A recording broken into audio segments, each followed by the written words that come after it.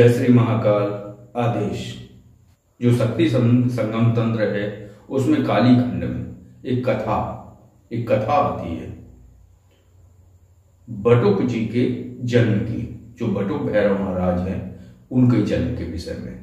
तो एक दैत्य था, राक्षस, उसका नाम था आपद। तो आपद ने ब्रह्मा जी की तपस्या की और जब ब्रह्मा जी प्रकट हुए तो उसने एक वरदान मांगा, और वो वरदान क्या था? वो वरदान था उसके स्वयं अमर होने के विषय में। तो आप सभी को पता है कि कई ने ये अमरता का वरदान मांगा, लेकिन अमरता का वरदान नहीं मिला उन्हें मिले वरदान कि तुम कुछ विकल्प चुन सकते हो। तो उस आपद नाम के राक्षस ने एक विकल्प चुना। उसने इतना अच्छा विकल्प चुना, और अच्छा इसलिए क्योंकि जिन्होंने अमरता की वरदान मांगे हैं उन्होंने कितने ही अच्छे ऑप्शन चुने, लेकिन परमात्मा ने उन्हें उन्हीं के ऑप्शनों में, उन्हीं के विकल्पों में फंसा दिया। तो उसने ऑप्शन चुना कि उसका वध एक 5 वर्षीय बालक ही कर पाए। तो इस विकल्प को चुनने के बाद वो बड़ा प्रसन्न था, क्योंकि उसको पता था 5 वर्षीय बालक उसका वध नहीं कर सकता है, क्योंकि ये सभी इतिहास खंगालते थे, उसने इतिहास सुने हुए थे। तो क्या है कि जब भी कोई गलती करता है तो वो ये समझता है कि जो पिछली गलतियां जिन्होंने की हुई हैं अपने चुनाव करने में, वो गलतियां नहीं करनी है। और हर बार हर एक व्यक्ति जब गलती करता है तो वो ये समझता है कि इस गलती को वो कर तो रहा है, या इस कार्य को वो कर तो रहा है, लेकिन इसमें कोई गलती नहीं है, क्योंकि चारों तरफ से ठोक बजा कर ही उसने वरदान मांगा है। तो उसने वरदान मांगा कि 5 वर्षीय बालक के हाथों उसकी मृत्यु हो, और वो जानता था कि 5 वर्षीय बालक उसका वध नहीं कर सकता। तो फिर जब वो वरदानी हो गया, जब उसे वरदान प्राप्त हो गया, तो फिर जब उसका वध हो ही नहीं सकता था तो उसने देवों पर आक्रमण किया, युद्ध हुआ। और युद्ध में आपको पता है कि पराजय किसकी रही होगी? तो देवताओं की पराजय हो रही थी। तो देवता सभी भागे रुद्रदेव के पास, महादेव के पास। तो महादेव के तेज से उत्पन्न बटुक भैरव 5 वर्षीय बालक के रूप में अवतरित हुए, एक तेज पुंज से प्रकट हुए। तो बटुक भैरव महाराज जब उत्पन्न हुए तो इन्होंने उसका, आपद का वध कर दिया।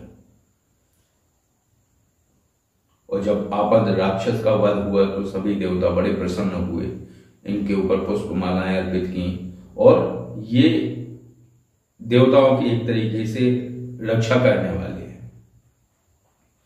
तो जो मैंने एक साधना बताई थी बटुक भैरव जी की, तो उस साधना से विशेष लाभ होते हैं।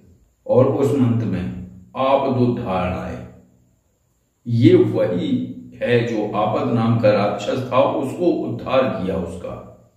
इसलिए बटुक भैरव जी का एक नाम है आपदुद्धारणाय, बटुक भैरव। इसलिए इनका नाम आपदुद्धारणाय पड़ा, और इनका एक नाम ये भी है। तो बटुक भैरव जी की साधना करने से साधक ने संतान है तो संतान प्राप्त होती है उसे, इनकी कृपा से। और इनकी साधना करने से उसे विशेष लाभ प्राप्त होता है। और इनका स्वरूप आपत्ति विनाशक, विघ्न नाशक, ग्रह दोष नाशक, असाध्य रोग नाशक, और दीर्घायु, धन, पुत्र, पौत्रादि सभी का देने वाला है। तो जो साधक इनकी साधना करता है तो उसे और एक तरीके से इनका ये सौम्य स्वरूप भी है। भैरव जी का एक स्वरूप जो सौम्य है वो बटुक भैरव स्वरूप है, और पूर्ण तरीके से अपने साधक की रक्षा करते हैं ये। तो ये था एक परिचय कि बटुक भैरव बाबा की उत्पत्ति का, कि उनका अवतरण कैसे हुआ और इनके अवतरण की क्या कथा है, जो कि मैंने बताया है क्योंकि बात वही है कि हर बार वही कहता हूं कि हरि अनंत, हरि कथा अनंता, और कहा ही सुना ही बहुविधि सब संता। तो ये जो कथा है ये शक्ति संगम तंत्र के काली खंड में दी गई है, अगर आप चाहें तो उसे पढ़ सकते हैं। और इनके जो 10 नाम हैं बटू भैरव बाबा के, वो 10 नाम अगर प्रतिदिन सुबह उठकर व्यक्ति स्नान ध्यान करने के बाद जाप करता है या बोलता है तो उसे किसी भी प्रकार की विघ्न बाधा उसके जीवन में नहीं आती है। कपाली कुंडली भीमो भैरवो भीम विक्रम, व्यालोपवीति कवची शूली, शूरा शिव प्रिय। ये 10 नाम हो गए। तो इन 10 नामों को जो व्यक्ति पढ़ता है तो उसके विषय में आगे लिखा हुआ है, एतानि 10 नामानि प्रातरुत्थाय यः पठेत। जो व्यक्ति ये इन 10 नामों को सुबह स्नान ध्यान करने के बाद जो पढ़ता है, भैरवी यातना न स्याद भयम क्वापि न जायते। तो इस प्रकार उसके जीवन से समस्त परेशानियां, यातनाएं, दुख, संकट सभी नष्ट हो जाते हैं। तो वो आपद नाम के राक्षस के वध हेतु इनका अवतरण हुआ। तो आपको ये जानकारी कैसी लगी, ये कथा कैसी लगी? अगर ये कथा आपको अच्छी लगी हो तो वीडियो को लाइक करिए। अगर आप किसी आध्यात्मिक विषय पर जानकारी चाहते हैं तो आप कॉल मी 4 ऐप के द्वारा कॉल कर सकते हैं। और अगर आप साधारण विषय पर कोई जानकारी चाहते हैं तो ये जो नंबर स्क्रीन पर आपको दिख रहा है, इस पर आप कॉल और व्हाट्सएप दोनों कर सकते हैं। आदेश। जय श्री महाकाल।